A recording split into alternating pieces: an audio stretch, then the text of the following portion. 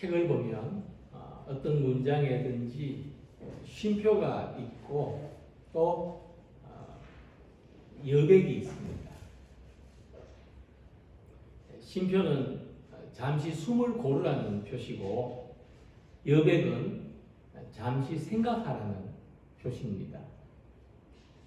이처럼 우리 삶에는 쉼도 필요하고 여백도 필요합니다. 숨을 고를 시간도 필요하고 또 생각할 시간도 필요하죠. 근데 우리는 잠시 멈추고 아무것도 하지 않는 것을 쉼이라고 생각합니다. 그런데 육체적으로 쉬는 것도 쉼이지만 그보다는 모든 염려를 내려놓고 평정을 찾는 마음의 쉼이 중요하고 또 마음의 쉼도 중요하지만 영혼의 쉼은 그보다 더 중요합니다. 자, 그렇다면 영혼의 쉼을 어떻게 얻을 수 있느냐? 우리 영혼은 하나님이 숨을 불어넣으신 하나님의 숨이기 때문에 영혼의 쉼은 하나님 안에서만 얻을 수 있습니다.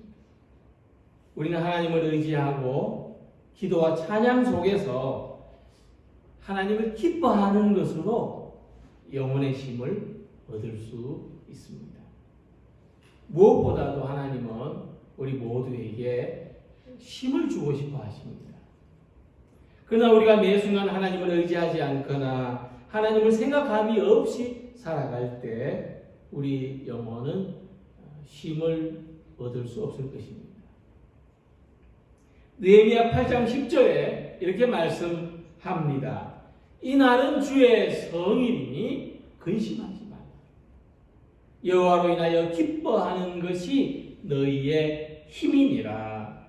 자, 이 말씀을 볼 때, 자, 우리 영혼이 하나님을 기뻐하고 또 쉼을 얻을 때, 하나님을 기뻐하는 것으로 쉼을 얻을 때 힘이 생기는 것을 알 수 있습니다. 하나님의 은혜와 도우심을 얻고 하나님을 기뻐하는 것이 하나님이 주시는 새로운 힘을 얻는 길입니다. 하나님께는 이 세상이 줄 수 없는 기쁨이 있기에 우리가 이 기쁨을 얻고 이 기쁨을 누려야 합니다. 그래서 새로운 힘을 공급받아서 살아가는 우리들이 되기를 바랍니다. 본문을 볼 때 모세는 그동안 겪은 일로 힘이 빠져 있고 많이 지쳐 있다는 것을 알 수 있습니다. 자, 호렙산에서 하나님을 만난 순간부터 이 출애굽을 하기까지의 과정도 힘겨웠지만 애굽을 벗어나는가 싶었더니 홍해 바다가 가로막혀 있고 또 홍해를 건너왔더니 물이 없고 먹을 것마저 없는 광야가 끝없이 펼쳐져 있었습니다. 하나님의 인도하심을 따라 물기둥과 구름기둥을 의지하여 광야를 통과하는가 싶었더니 이번에는 아말렉 족속들이 지친 틈을 타서 뒤에서 공격해 왔습니다. 하나님의 도움으로 승리한 후에 천신만고 끝에 이제 시내산에 다다랐는데 모세가 하나님으로부터 율법을 받기 위해서 잠시 떠난 사이에 이스라엘 자손들은 산 아래에서 금송아지 우상을 만들어 섬기고 광란의 시간을 보내고 있었던 것입니다. 이런 광경을 모세가 다 지켜봤습니다. 사람들 하나하나 다 겪었습니다. 어디에서 기쁨을 얻고 무엇으로 힘을 얻을 수 있겠습니까? 그때 하나님께서 모세에게 들려주신 말씀이 본문의 내용입니다. 사람이 지치고 힘이 없으면 앞길이 막막해지지 않습니까? 그래서 모세는 말했습니다. 하나님, 내가 어디로 가야 됩니까? 내가 무엇을 해야 됩니까? 가르쳐 주십시오. 그리고 부디 나와 이 백성들을 버리지 마시고 은총을 베푸시고 인도해 주십시오. 하나님께서 우리들을 오늘 이 시간에도 친히 인도하고 계신다는 것을 깨닫고 발견할 수 있다면 우리는 여기서 힘을 얻을 수 있고 여기서 힘이 생기는 것을 경험할 수 있습니다. 오늘 모세에게 하시는 하나님의 말씀을 통해서 우리들도 하나님이 지금 여기에 지금 나와 함께 하시는 것을 알고 그 안에서 힘을 얻고 힘을 얻는 성도님들이 되시기를 소망합니다. 먼저 우리들에게 힘은 하나님과 동행할 때 얻어지는 것입니다. 여호와께서 이르시되 내가 친히 가리라. 내가 너를 쉬게 하리라. 자, 이 말씀에서 하나님께서 친히 함께 가시겠다는 것입니다. 하나님께서 가만히 계시면서 이리로 가라 저리로 가라 하시지 않고 내가 친히 함께 가리라. 그러면 너에게 좀 힘이 되지 않겠느냐? 하나님이 우리와 동행하신다는 것은 하나님이 우리 앞서 가시고 우리는 그 뒤를 따라가는 것입니다. 모세는 그것을 통해서 하나님으로부터 은총 받았다는 것을 알 수 있다고 했습니다. 그러자 하나님이 이렇게 응답하십니다. 너는 내 목전에 은총을 입었다. 너는 나의 은총을 입은 자다. 내가 이름으로도 너를 알미니라. 하나님은 우리가 가는 길을 함께 가실 뿐만 아니라 은총이죠. 우리 이름도 아신다. 우리 이름도 아신다. 그렇게 말씀하십니다. 내가 누구보다도 너를 잘 안다. 내가 누구보다도 너의 상황을 깊이 이해한다. 하나님은 우리 한 사람 한 사람을 잘 아시기 때문에 우리 각자에게 적합한 은총을 베푸시고 우리에게 가장 알맞는 방법으로 함께 동행하시겠다 말씀합니다. 우리의 삶의 모든 환경과 일하는 종류와 또 시간을 보내는 방법이 다를지라도 하나님은 우리 각자에게 가장 알맞은 방법으로 동행하시고 은총 베푸시고 함께 하심을 발견하시길 바랍니다. 며칠 전에 날씨가 좋아서 강변을 산책하다가 어떤 젊은 엄마가 이제 겨우 걸음마를 배우는 어린 아이를 데리고 강변에 나온 모습을 봤습니다. 근데 그 아기는 말이죠, 세상이 너무 신기하다는 듯이 엄마가 지켜보는 것을 아랑곳하지 않습니다. 엄마가 옆에 있다는 걸 의식 못하는 것 같아요. 그 세상을 향해서 그냥 그 위태한 걸음으로 뒤뚱 걷고 있는데 엄마는 바로 그 뒤에서 서두르거나 재촉하지 않고 한 걸음 한 걸음 같은 방향으로 가고 있었습니다. 저는 그 모습을 통해서 이 엄마가 자기 자식을 얼마나 아끼고 사랑하는지를 볼 수 있었습니다. 엄마는 아기의 걸음을 알고 아기 형편을 알고 그에게 가장 알맞은 방법으로 함께 걷고 있었던 것이죠. 생각해보면은 세상에서 가장 어려운 일 중에 하나가 다른 사람과 동행하는 겁니다. 남편은 직장에 출근하고 오랜 시간 떨어져 살던 부부가 이제 남편이 퇴직을 하고 하루 종일 같은 공간 안에 지내면 참 그것이 힘들고 불편하다는 이야기를 듣습니다. 뭐 오죽하면 3대가 덕을 쌓아야 주말 부부를 할 수 있다. 그런 이야기가 있겠습니까? 괜히 제 아내한테 미안해지는데 항상 같이 있으니까 말이죠. 그래서 같이 살아본 경험이 없고 성격이나 취향이 다른 사람들끼리 같이 간다는 것은 참 어렵고 불편한 일이란 말이에요. 낯선 사람하고 같이 가는 게 그렇습니다. 자, 그래서 우리가 함께 같은 길을 가려면 서로를 잘 알아야 돼요. 또 잘 이해해야 됩니다. 그래서 우리가 같은 보폭으로, 같은 속도로, 같은 방향으로 동행할 수 있습니다. 그럴 때 이 동행은 힘이 됩니다. 불편한 동행은 일이 되고, 즐거운 동행은 힘이 됩니다. 불과 1년 전만 하더라도 우리는 지금 같은 상황이 오리라고는 생각하지 못했습니다. 새로운 바이러스가 나타났다 하더라도 유행처럼 왔다가 잠시 지나갈 거로 생각했죠.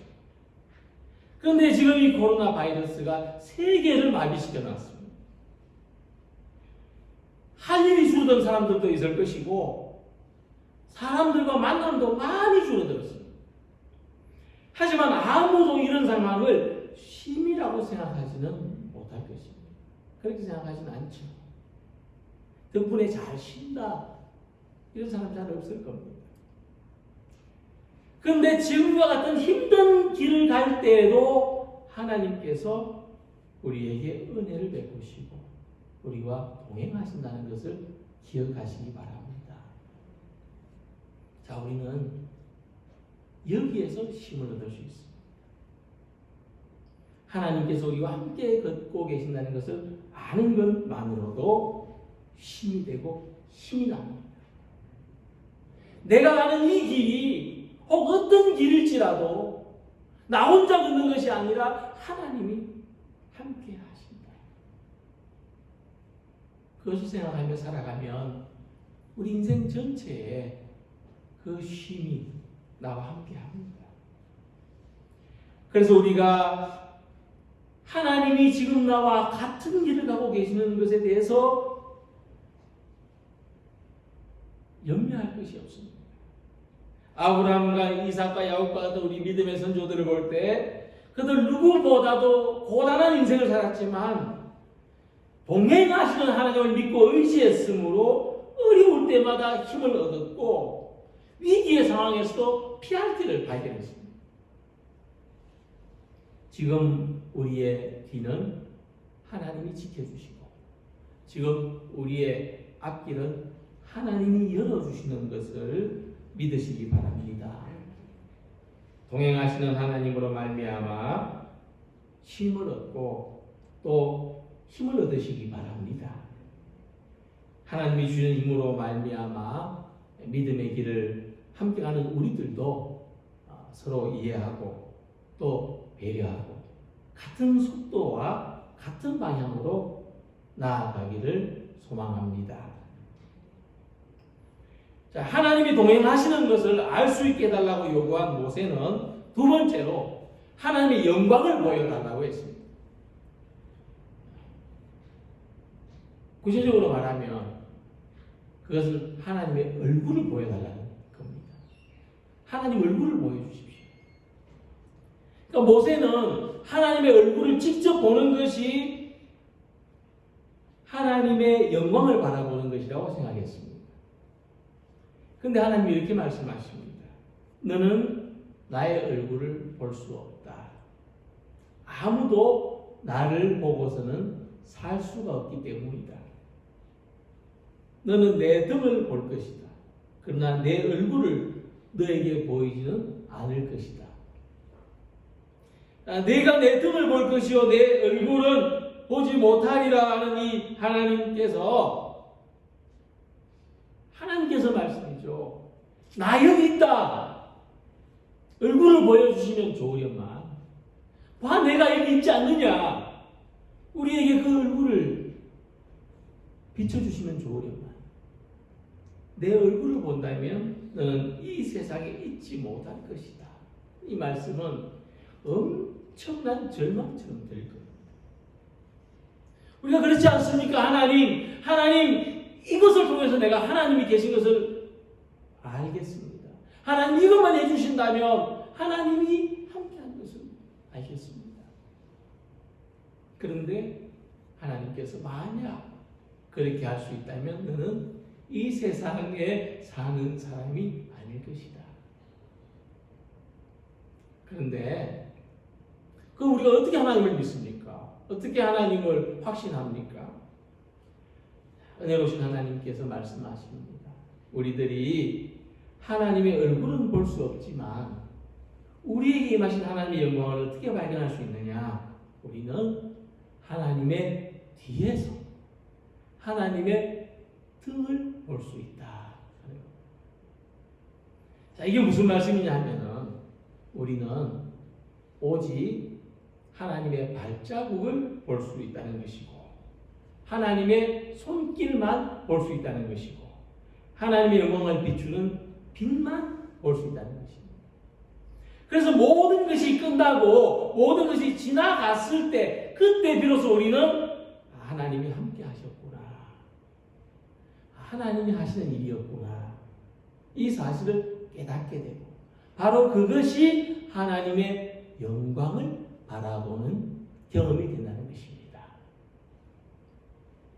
그래서 지금 우리들이 우리에게 찾아와 계시는 하나님의 영광을 발견할 수 있는 길이 무엇이냐? 19절 말씀에 내가 내 모든 선한 것을 내 앞으로 지나가게 하고 여호와의 이름을 내 앞에 선포하리라 말씀하셨는데 우리가 살아오는 동안 하나님이 보이지 않고 하나님이 이렇게 함께 계시지 않는 것 같은 일도 만나게 됩니다만은 그 속에서 선한 것을 보려고 해요. 내가 내 모든 선한 것을 내 앞으로 지나가게 하겠다. 이 흘러가는 시간 속에서 이 경험되는 사건 속에서 선한 것이 무엇인가를 보려고 해요. 그럴 때에 하나님의 영광을 발견하게 된다는 것입니다. 지금처럼 모든 것이 제한되고 부자연스러운 상황 속에서도 하나님 보시기에 선한 것, 하나님께서 기뻐하실 만한 일, 하나님께서 좋아하실 것, 이런 일들을 찾아서 행할 수 있다면 우리는 바로 그 속에서도 하나님의 영광을 발견할 수 있다. 하나님의 영광을 힘입을 수 있다는 말씀입니다. 이게 무슨 말씀이냐면 구약 성경의 욥을 볼 때 욥은 하루아침에 자기가 아끼고 사랑하던 모든 것을 잃었습니다. 그냥 사람의 관점에서 본다면 그 상실감이 얼마나 클까요? 그죠? 다 잃었잖아요. 그러니까 이 상실감 때문에 건강까지 나빠졌어요. 그런 거죠. 그때 욥의 아내가 말했습니다. 당신이 하나님 앞에서 얼마나 선하게 살았던 사람인데 복을 주시지는 못할 망정 이런 불행을 주시다니 차라리 우리 하나님을 저주하고 차라리 죽여달라고 합시다. 차라리 이렇게 살 바에는 하나님 나를 데려가십시오. 그럽시다. 그런 상황에서는 누구나 이런 말을 할 수 있을 것이고 누구나 그런 생각이 들지 않겠습니까? 그러나 욥은 그 가운데서도 무엇이 하나님 보시기에 선한 일인가를 생각했습니다. 그래서 욥은 하나님을 찬양했습니다. 주신 이도 여호와시요 거두신 이도 여호와시요 여호와의 이름이 찬양을 받으실지니라. 그러니까 욥은 모든 것을 거두어 가신 하나님을 원망해 도시 원찮을 텐데 오히려 하나님을 경배하고 찬양했습니다. 참 무모한 선택을 한 것 같죠. 보통 사람들이 하지 않는 선택을 했습니다. 그러나 어떤 상황에서도 하나님 보시기에 선한 것을 선택했던 욥은 모든 고난을 이기고 마침내 복을 받았습니다. 욥의 이야기는 뭐냐 하면 사람이 경험할 수 있는 하나의 극단적인 상황을 설정하고 선하신 하나님을 믿는 사람이 그런 상황 속에서도 무엇을 해야 되는가? 하나님을 믿는 우리는 그런 상황을 만났다면 어떻게 살아야 되는가? 그것을 보여주는 겁니다. 우리도 매 순간 하나님 보시기에 선한 일을 선택해야 됩니다. 그럴 때 우리는 어둠 속에서도 빛을 발견할 수 있고 고난 속에서도 함께 하시는 하나님의 영광을 발견할 수 있습니다. 우리는 복되고 영광스러운 일만 기대하는데, 그런데 현실에서 우리 앞에는 어려운 일들, 예상치 못한 고난들이 계속해서 파도처럼 다가옵니다. 하지만 그때마다 하나님이 보실 때에 선한 일이 뭔가, 이런 상황에서 하나님 앞에서 선한 것이 무엇인가를 선택하고 행동에 옮기는 여러분들이 계시기 바랍니다. 그럴 때 우리는 그 가운데서 영광의 빛을 보게 됩니다. 어떤 상황 속에서도 하나님께는 예배와 찬양을 드리고자 하시기 바랍니다. 이웃들에게는 할 수 있으면 친절하고 사랑을 나누시기 바랍니다. 자기 자신에게는 스스로를 위로하고 희망을 선물하시기 바랍니다. 그렇게 살아갈 때 우리는 고난의 구원을 무사히 지나올 수 있고, 또 지나온 모든 일들을 돌아볼 때 하나님의 영광이 거기에 함께 있었구나. 하나님이 그때 내게 그런 복된 마음을 주셨구나. 그때 나로 하여금 그런 귀한 일을 하게 하셨구나. 이것을 발견하게 될 것입니다. 오늘 비록 하나님의 얼굴을 뵐 수는 없다 할지라도 우리의 앞길을 정리해 주시고 인도해 주시는 하나님의 뒤를 따라가면서 하나님의 든든한 뒷모습을 바라보면서 선한 것을 추구하는 우리 성도님들이 되시기를 바랍니다. 그리고 모세는 지금 하나님께서 그분의 자비롭고 은혜로운 손으로 덮어주시겠다, 감싸주시겠다는 말씀을 들었습니다. 너는 그 반석 위에 서라. 내 영광이 지나갈 때에 내가 너를 반석 틈에 두고 내가 지나도록 내 손으로 너를 덮어주겠다. 하나님은 사람이 아니시지 않습니까? 하나님은 손이 없으시죠. 더 분명하게 말하면은 하나님은 손이 필요 없으십니다. 그렇죠? 하나님은 손이 없어도 모든 것을 하실 수 있는 분이지 않습니까? 그런데 성경은 하나님의 손에 대해서 언급을 하고 있어요. 그 뭐냐? 하나님이 우리를 위해서 마치 사람의 손처럼 이 손을 펴서 붙들어 주시고 이끌어 주시고 지켜 주시고 보호해 주시고 감싸 주신다. 그래서 본문에서 하나님의 손이 감싸 주신다 말씀했습니다. 하나님 모세에게 너는 내 곁에 있는 반석 위에 서라 그렇게 말씀하십니다. 저는 이 말씀을 이렇게 해석해 봅니다. 반석은 우리 삶의 기초를 말하는데, 예수님 말씀하시기를 어리석은 사람은 모래 위에 집을 세우지만 지혜로운 사람은 반석 위에 집을 세운다. 자, 이 반석은 하나님의 말씀을 듣고 행하는 것이다. 그렇게 가르쳐 주셨습니다. 그래서 우리 삶은 반석 위에 세워질 때, 즉 하나님의 말씀 위에 세워질 때 안전하다는 것입니다. 이게 기초와 근본과 연결되는 삶입니다. 왜냐하면 하나님이 말씀으로 천지를 창조하셨지 않습니까? 말씀 가운데 우리를 있게 하셨죠. 그러니까 우리가 그 말씀 위에서 살아가야 되지. 근데 사람들은 자꾸 그 말씀과 떨어져서 살아가려고 하니까 그 삶이 흔들리죠. 반석이 없죠. 불안하죠. 이 하나님 말씀대로 살아간다는 말을 교회에서 참 많이 듣습니다. 말씀대로 삽시다, 말씀대로 행합시다 많이 듣는데 참 막연하죠. 어려운 일입니다. 도대체 말씀대로 산다는 게 뭔지 각자 해석이 다릅니다. 하지만 분명한 것이 있는데, 어쨌든 우리가 그 말씀대로 살아갈 때 하나님은 그 반석 위에 우리 삶을 세워주시고 손으로 감싸주신다는 겁니다. 그건 분명한 거예요. 그렇다면 우리가 이 말씀대로 산다는 것이 참 막연하고 어렵지만 그래도 여기에 은혜의 길이 있다는 것을 알고 말씀대로 살고자 해야 되는 것입니다.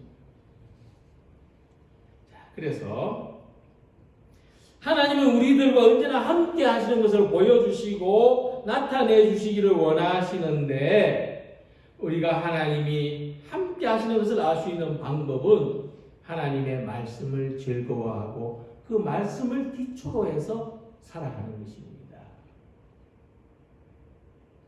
그럴 때 우리는 하나님의 이 감싸주심 안에서 살아갈 수가 있습니다. 그 삶은 안전하고 평안하고 축복되죠. 그래서 말씀은 하나님의 흔적입니다.